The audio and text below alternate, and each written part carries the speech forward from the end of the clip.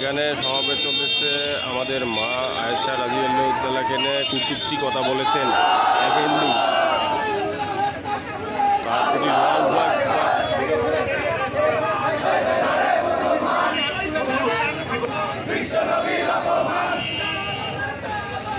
আগুন জ্বালো।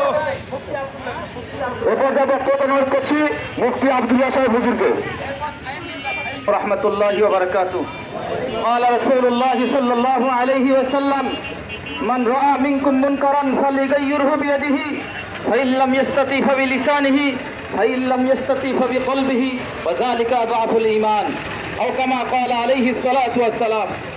সংগ্রামী তৌহিদি জনতা, আপনারা সম্প্রতি সময়ে খেয়াল করেছেন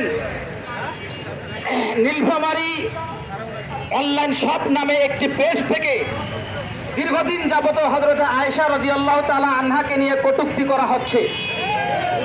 এটারে এই জেরের এক পর্যায়ে আমাদের ভবানীগঞ্জের একজন হিন্দু ডাক্তার এটাকে শেয়ার দিয়ে দেয়। বিক্ষুব্ধ মুসলিমরা ভবানীগঞ্জে গতকালকে বিক্ষোভ মিছিল করে তাকে অ্যারেস্ট করিয়েছে।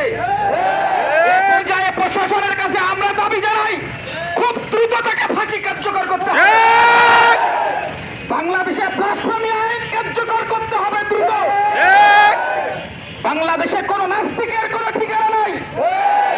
এর পরের থেকে কেউ যদি প্রশাসন যদি খুব দ্রুত কোনো পদক্ষেপ গ্রহণ করে সবুজকে, এই আইডির মালিক সবুজকে যদি অ্যারেস্ট না করে, তাহলে আমরা খুব দ্রুত সময়ের ভিতরে প্রশাসন দেখতে পারবে আমরা নীলফামারী অচল করে দেবো ইনশাআল্লাহ।